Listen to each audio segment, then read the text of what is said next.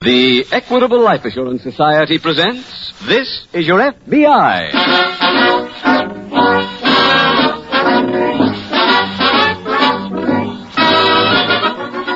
This is Your F.B.I., the official broadcast from the files of the Federal Bureau of Investigation.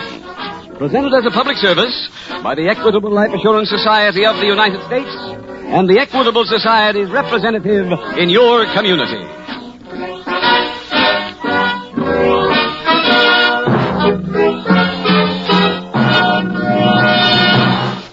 A-H-O.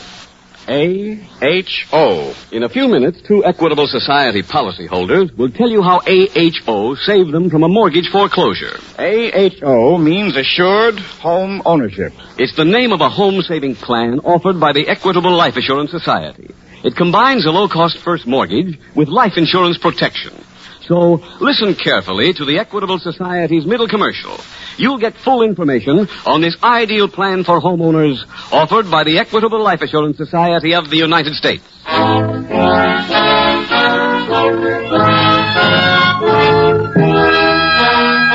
Tonight's FBI file, The Hungry Rustler.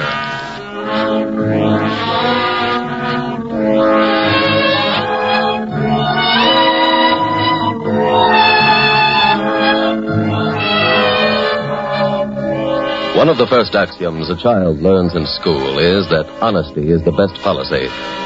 It is unfortunate that as those children grow older, they become more cynical and begin to doubt the inherent truth behind the maxim. The proof of that is contained in the figures gathered by the Federal Bureau of Investigation. Figures which showed that the people of the nation were swindled out of millions upon millions of dollars last year by confidence men of every description. It is a saying among those confidence men that you cannot swindle an honest man. That has been found to be true because every swindle is predicated on one thing, one buildup, which is that the ultimate victim is led to believe that he is getting something for nothing. Your FBI, therefore, offers one piece of advice. Advice which can well be used as a yardstick. If you are approached and asked to make an investment on which you will receive a tremendous return without any labor on your part, examine it carefully. And through your examination, remember one important thing. In return for nothing, you get nothing.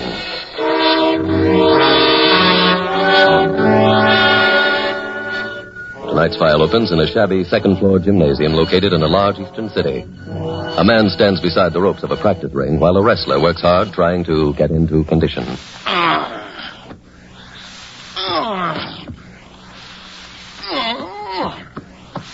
How's them points, Professor? Oh, not so good, Carl. Do it the way I told you, boy. From the diaphragm. It ain't easy. Look, you've got to sound like you're hurt, like you're dying. Like that? No, boy, no. Emote. Don't just lay there. Scream. Grab your leg or your head and pretend it's coming off.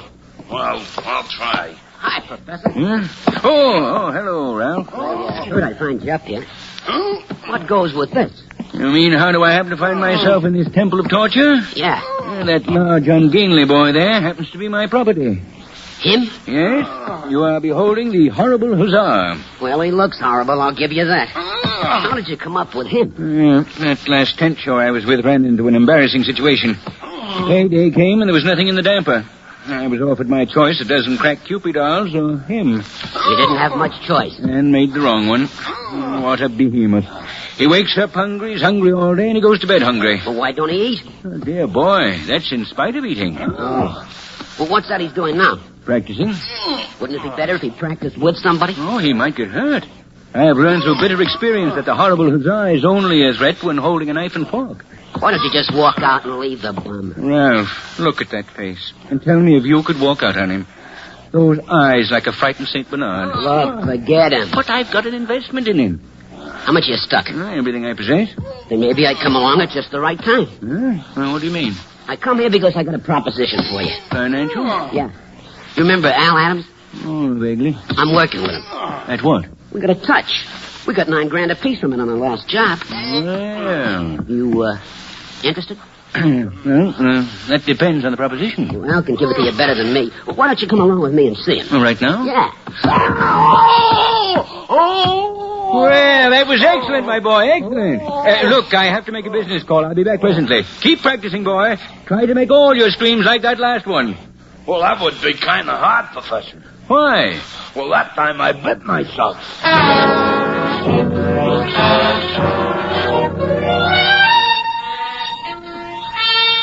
Meanwhile, at the local F.B.I. field office, Special Agent Jim Taylor is in the teletype room when Agent Tony Webster enters.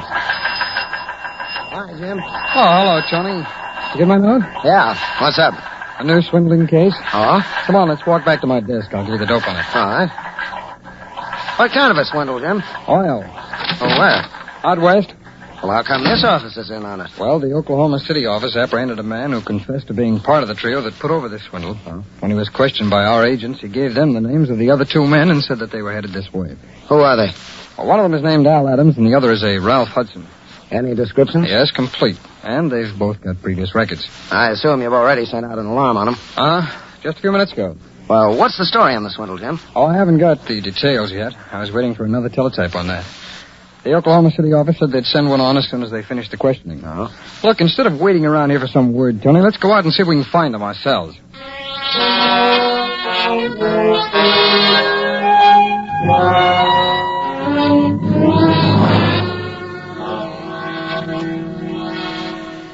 Ralph, get the professor a chair. Okay, Al. Have a drink, Professor? I never imbibe before discussing any financial matters. That's a good idea. Here you are, Professor. A nice, comfortable one. Yeah, there you go. Thanks. Now, Ralph told me you had a proposition that might prove mutually advantageous. That's right. How much did you tell him about the deal, Ralph? Not a thing. Well, then, let me give it to him quick. Professor, you pose as a professor. Pose? I'm sorry. You go to a small town upstate and visit the local library.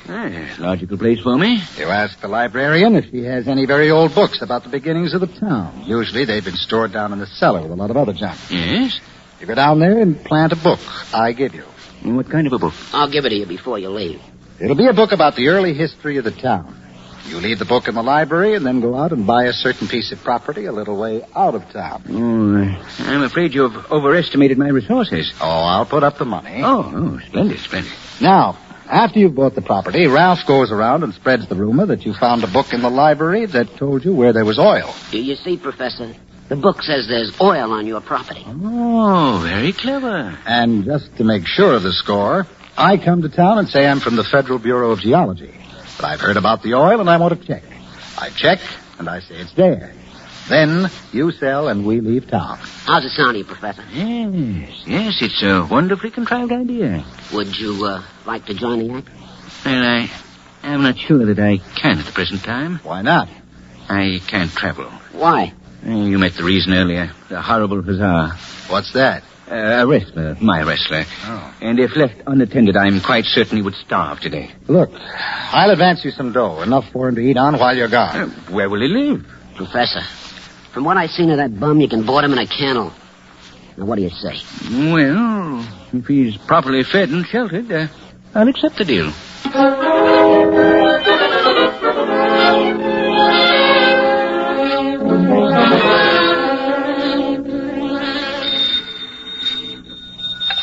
Hello? Hello, Professor. Al Adams. Mr. Adams of the Federal Bureau of Geology? Forget that. I'm alone. Oh. How's it going out there? Oh, even better than you hoped. My telephone hasn't stopped ringing all day. Sounds like Ralph did a good job planting the rumor. Yes, indeed, yes. What did your customers want? Oh, some of them said they wanted to buy the house. Some of them said they wanted to buy the land. But no mention of oil. Not one. It's rather disheartening, Al. What? The dishonesty of the average citizen.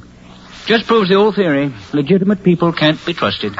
Yeah. Al, when does this enterprise reach a monetary basis? How many suckers would you say have called? Oh, I'd guess about 50. Tomorrow, you can accept deposits from all of them.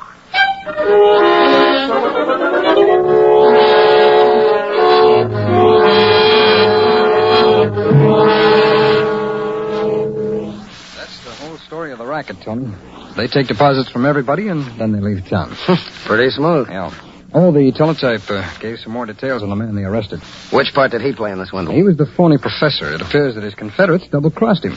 Oh. Well, his arrest came about from a supposedly anonymous phone call. It was traced to the Hotel Woodbury. In Oklahoma City. That's right. Well, after our office arrested the so-called professor, 2 agents checked at the hotel and learned that Al Adams and Ralph Hudson had been staying there. I guess they wanted a larger share of the profits, huh? Yeah, sounds like it. Well, what do you think we ought to do now, Jim? Well, my guess is that if the two of them came this far, they're probably here to work. That's logical. Now, on the previous job, they set up the swindle in a little town outside of Oklahoma City. They'll probably follow the same pattern here. And I think the thing to do is send the alarm out to every small town in this area. So let's do that now, Tony, and maybe by morning we'll get some results.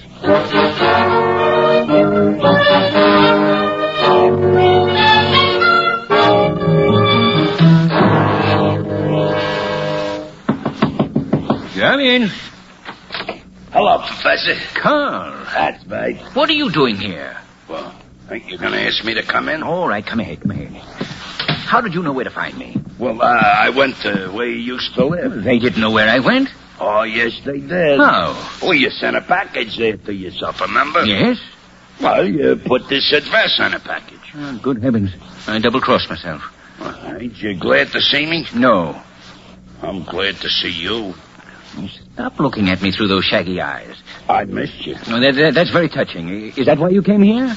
No, I was hungry. Well, I can't do anything for you. I'm in the middle of a very important business transaction. But I ain't had all day. I can't help it. You'll have to go back home, Carl. Well, I can't until I tell you. Tell me what? What I come here for. I already know you're hungry. Well, I got something else to tell you. It's more important even than being hungry. More important? Well, yes, I want to hear. Sit down, oh faithful one, and tell me your tale.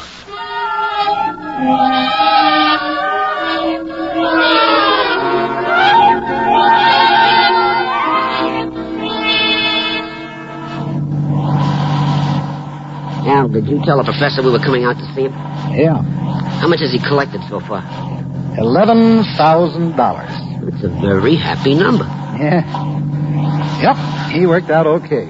Good enough to keep him in the act? No, not that good. It's still better cutting it 2 ways. Why do we blow a whistle on him?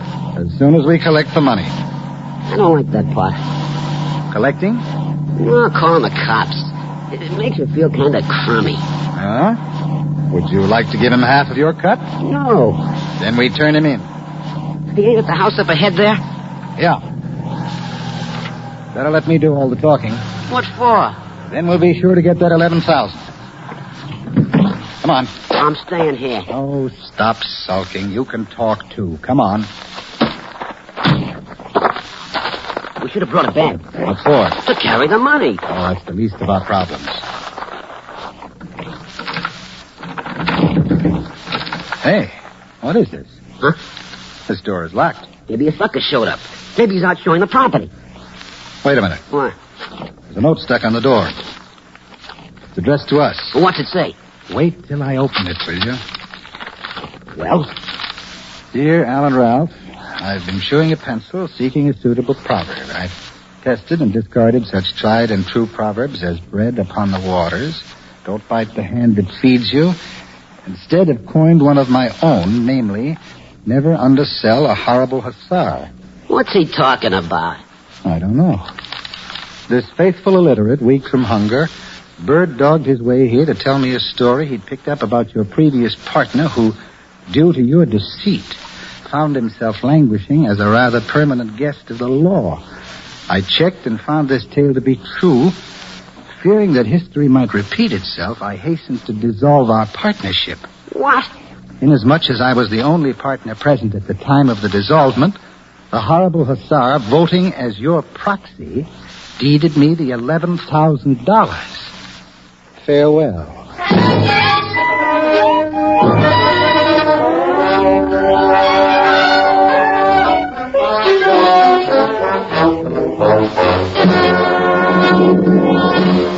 We will return in just a moment to tonight's file, which shows how your FBI protects American citizens and American homes.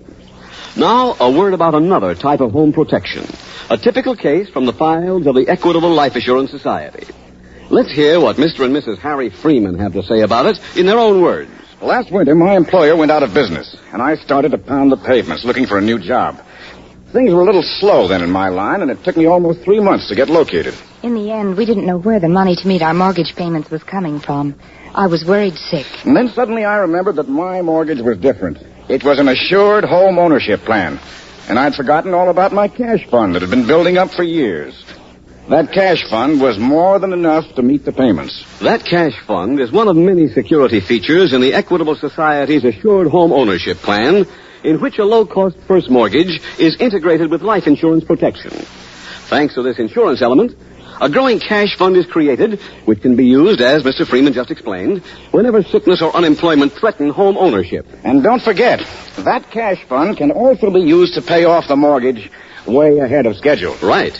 By using this fund, many 20-year mortgages have been paid off in about 15 years. Furthermore, under the assured home ownership plan, if the owner dies, the Equitable Society not only cancels the mortgage, but also returns to the widow every dollar her husband had paid to reduce the principal.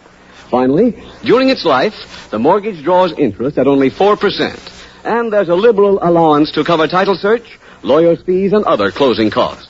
So for many reasons, a man may consider himself lucky if his health, age, income, and the location of his home enable him to qualify for an Equitable assured home ownership plan.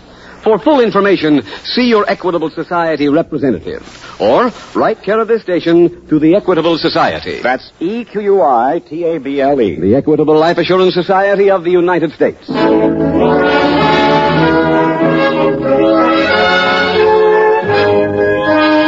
And now back to the FBI file, The Hungry Wrestler.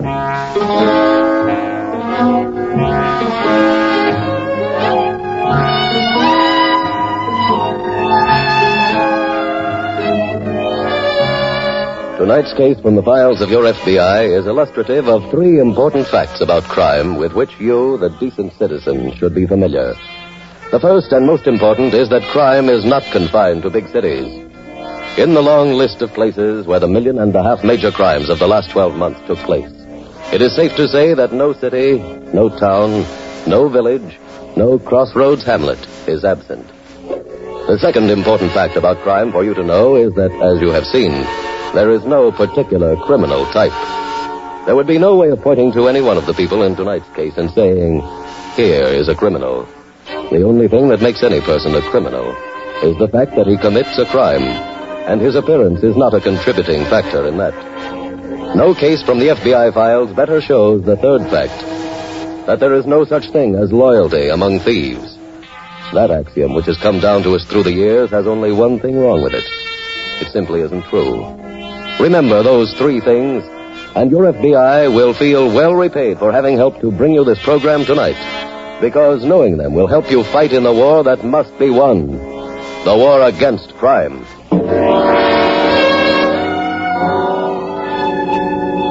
Tonight's file continues at the FBI field office. Hey, Tony, what are you doing here? Huh? Oh, I heard you had a touch of flu and had gone home. Well, I do feel kind of rocky, Jim, but I wanted to check with you before I left. Anything come in on that alarm? Yeah, I got a call a little while ago from the chief of police up at Old Medford. You caught the swindlers for us? No, not quite, but they've been there. And worked the record. Yeah, they left shortly before he got our alarm last night. Chief up there investigated every possible angle, but he couldn't find any trace of them. Did he have any idea of who they used as a third man this time? Well, all he could find out so far is that the man posed as a professor. The chief's interviewing people who saw him now so he can get us a good description. I wonder if Adams and Hudson double-crossed this professor, too. Well, from what the chief at Old Medford could learn, the professor double-crossed them. He said that a customer came to the swindler's house last night and found Adams and Hudson yelling about being clipped by the professor. He also heard Adams say he won't get away with it. Didn't the customer suspect anything when he heard that? Well, not immediately. He called the police this morning, however, and that's how the swindle was discovered. Well, what should we do now, Jim? Well, you're going to take care of that flu and go home and go to bed. I'll follow through with the chief of police up at Old Medford.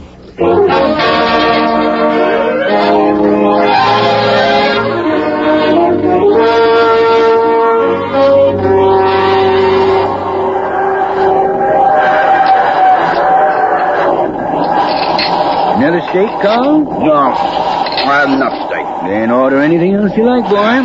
Since your act of simple devotion, anything I have is yours. I'll maybe have order chicken. Good for you. With some baked potatoes. Any particular number? Oh, maybe 4. Well, that'll be a good start. Anything else, my boy? Yeah. Well, name it. Well, I like to wrestle somebody. Right now? No, I mean like in a ring. You mean you want to resume your career, isn't it? Yeah. Well, that should be very easy, my boy. In fact, it coincides with something I already have in mind.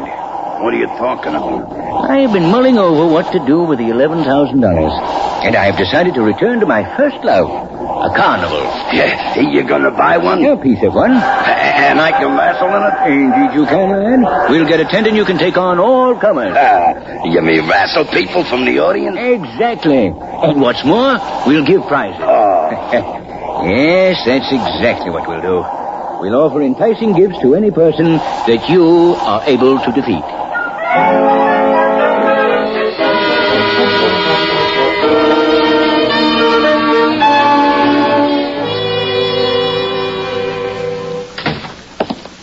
Ralph, did you make those calls? Yeah. Any word? No, the Jims have seen the professor for a month. How about that wrestler of his? He ain't been around either. Oh, that's bad.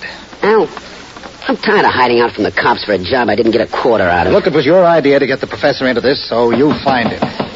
Who's there? Mr. Jenkins. Who? The guy who owns the motel. Come in. Afternoon. Good afternoon. I just got a message on the phone for either of you gentlemen. Well, what's the message? Wait now, I wrote it down on a piece of paper. Here it is. He said to tell you his name was Barney. That's the guy from the gym. What did he say? He said to tell you he got a letter from the Huzzah. Any more to the message? Yes. He said to tell you that the letter was from Thomasville. Where's Thomasville? Do you know Mr. Jenkins? Oh, about 60 miles north of here. Mr. Jenkins, how soon can you have our bill ready? In 5 minutes. Good. Ralph, start packing. We're getting out of here.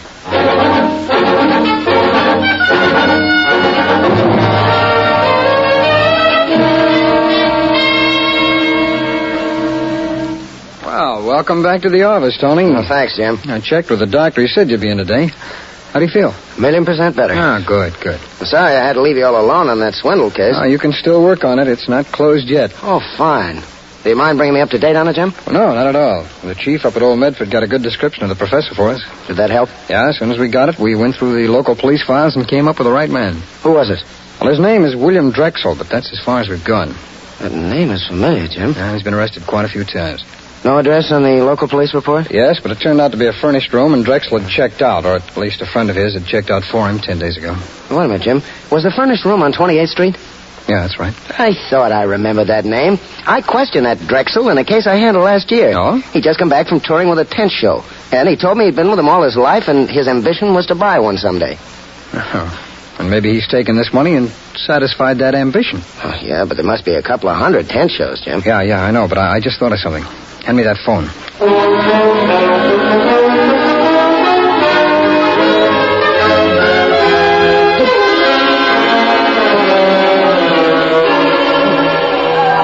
And now, ladies and gentlemen, on the inside, come in and see the horrible Hussar, that monster of the Midway.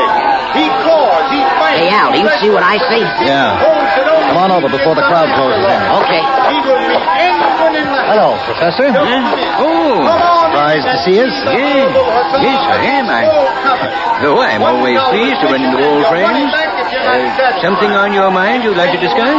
Get a load of him. Well, perhaps it would be better if we all step back into my tent. Right through here. Okay. You lead the way, Professor. Be careful here, gentlemen. There may be holes in the ground where we have stuck tent poles. Just keep going, Professor, and worry about yourself.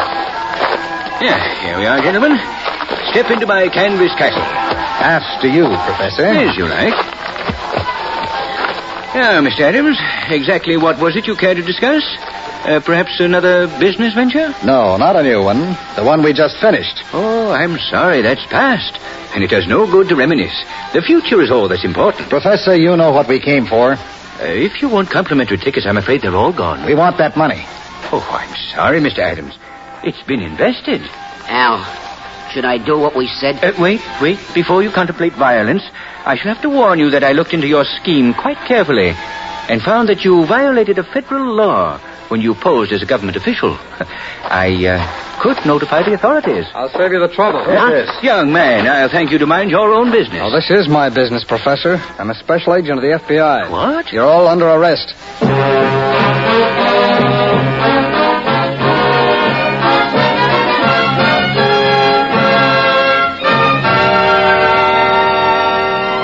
Al Adams, Ralph Hudson, and William Drexel, alias the Professor, were given 10-year sentences for violation of the National Stolen Property Act. Special Agent Taylor was able to locate the Professor because he knew that there was a magazine which devoted itself almost exclusively to the doings of tent shows, circuses, and carnivals. A long-distance phone call to that publication brought him the information that William Drexel had purchased a half-interest in the Sunflower Carnival. He was also able to get the route of the carnival, and a quick plane trip brought about not only the apprehension of the Professor, but also, as you have seen, of the other two criminals. And so, two special agents of your FBI, combining their knowledge, were able to close another file. Besides knowledge, which is always the most formidable weapon in their arsenal, these special agents also were helped by the close cooperation they received from a local police department, by observing citizens who were able to furnish an accurate description, and lastly, by their perseverance in continuing to work day after day, even when their efforts appeared to be producing nothing. All of those things put together are what led to the desired result in tonight's case, to the defeat of the criminal.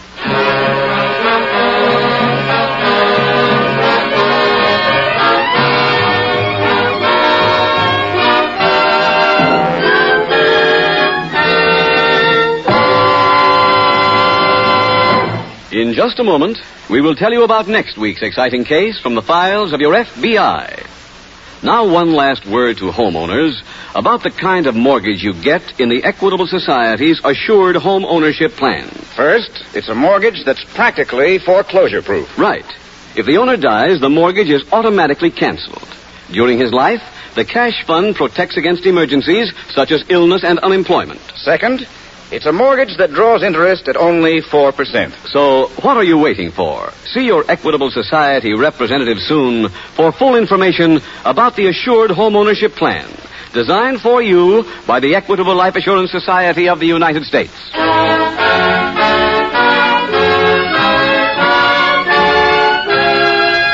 Next week, we will dramatize another case from the files of the Federal Bureau of Investigation. A story of big city crime and corruption. Its subject, homicide. Its title, The Runaway Corpse. The incidents used in tonight's Equitable Life Assurance Society's broadcast are adapted from the files of the Federal Bureau of Investigation. However, all names used are fictitious, and any similarity thereof to the names of persons living or dead is accidental. Tonight, the music was composed and conducted by Frederick Steiner. The author was Jerry D. Lewis. Your narrator was William Woodson, and Special Agent Taylor was played by Stacy Harris. Others in the cast were Tom Brown, Ted DeCorsia, Bill Hallop, Bill Johnstone, Joe Vitale, and Roland Winters.